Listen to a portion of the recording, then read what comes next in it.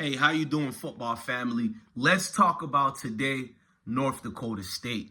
We know North Dakota State got a great head coach in Tim Pulaski. Shout out to Deion Sanders, who talked about as far as Tim Pulaski and the great North Dakota State team that is. Now, when you look at Tim Pulaski, we know he's a former coordinator, offensive coordinator that is for Wyoming. He has different packages that you can somewhat use in the NFL as well. That's what scares me a lot. They have a lot of pro style, but they also have option plays. You would think it's like a mix of HBCU style of football and I'll say the power 4, the power 5, not power 6, but good enough where a lot of these packages can produce a second-round draft pick in their quarterback if all things go well for North Dakota State. Go highlight some of their games last year, look into some of the miscues, and you'll know Tim Pulaski is a different new coach. He was sent here to replace Matt Entz, who's now he's the linebacker coach at USC now. Matt had like a couple of years at North Dakota State. He was there from 2019 to 2023 last year. Things wasn't going good, so they took the offensive coordinator from Wyoming, that is, who got these packages that will make any coach scared. So much respect to Deion Sanders to recognize this, to notice this, and make a statement. I remember during the Big 12 media press was around July, I think it was, and he spoke about it. He said, man, they're good. He talked about being angry with Rick George, like, how did y'all schedule them for our first game opener? And verbatim, Deion Sanders said, man, like, why Rick couldn't give us an alley-oop? I mean, it's a little plain between it, but Deion is being dead serious too, not towards Rick George, but as far as the accolades and the credit that he's given North Dakota State and Tim Pulaski, their coach, because Pulaski, I'm sorry to butcher his name like that, but to see Deion Sanders is opening up about this, it makes me nervous a little bit. You would be a fake person and a fool to say you're not nervous as far as the start of the season.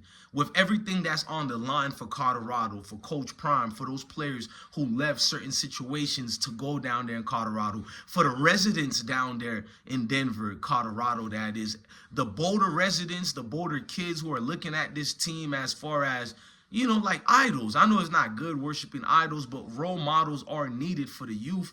And it's a lot of things on the line. So when you're playing a team like North Dakota State, who can potentially upset any Power 5 or Power 6 school, don't let that make you laugh at my statement, because the people who are laughing at what I'm saying, the people who aren't taking this game serious, these are not real football fans. I guess in boxing, we would call these group of people casuals. They come around when things look like a full moon.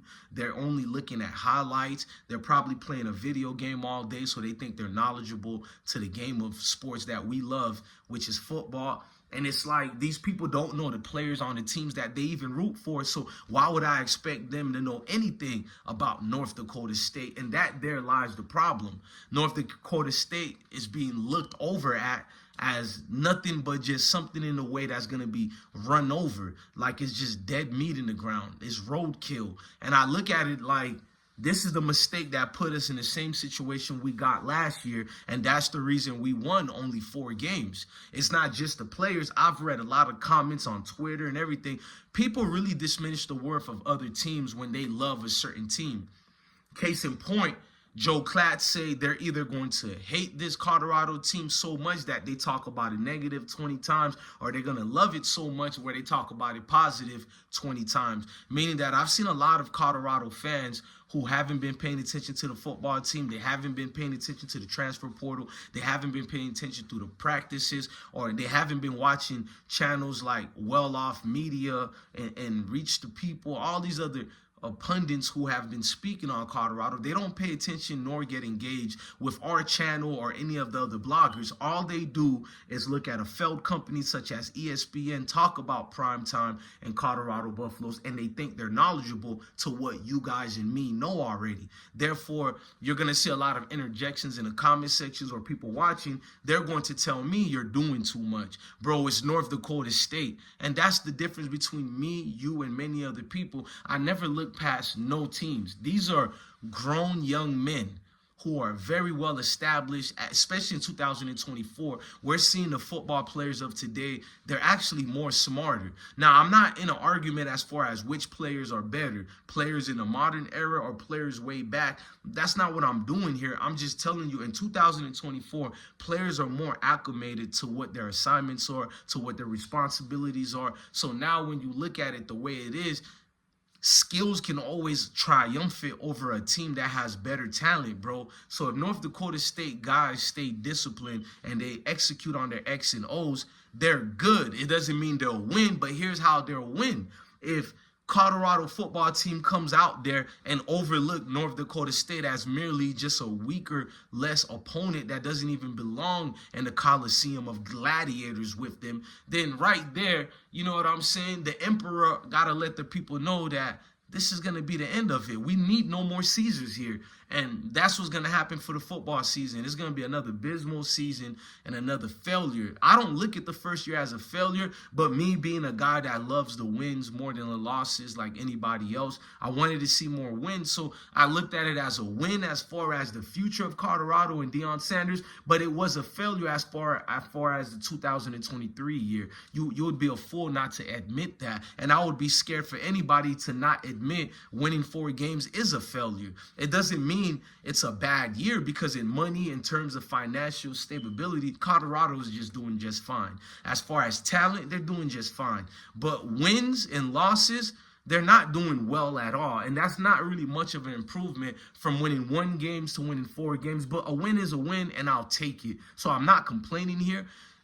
You just can't be complacent. And right now, I've been seeing a lot of the fans, they're bypassing this first game and looking ahead of the other notable opponents who have more notoriety. And I feel like that's the thing that puts a lot of teams in jeopardy. You know what I mean? When you're looking past your opponents and trying to see what's beyond the seas, you're skipping all the good luxury lobsters and fishes right there in front of you because you want the blue whales. They could bring in more of a bag, but you should stick with what's in front of you first before you get to the prize.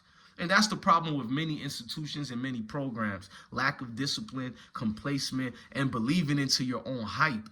I believe some of that got in the way last year as well, because they started off so well, there's no way possible you could have forced me to believe a team who won their first 3 games and in fashion the way Colorado won them, that they would have ended up losing the way they lost. So it's like they got the talent, no more excuses. I'm ready for this season to start. I'm catching that feeling already, sensation. The fingers are tingling. My kids are in football. Little League football started, for Florida and Georgia. I don't know what state y'all from. Let us know in the comment section. So the high school games have started again. It feels good for football to be back, basically what I'm saying. Please don't let this be a downer. I'm optimistic, but at the same time, I'm level-headed so I can see things clear as they're supposed to be seen. My lens aren't so foggy and bloggy through the situation of things. Look, I'm your guy, DJ Bless One, the best one. I'm here to tell you, love your family, love your kids, and stay blessed. Why am I happy? Because this game of football, it's bigger than football. It's deeper than football. It's the game of life.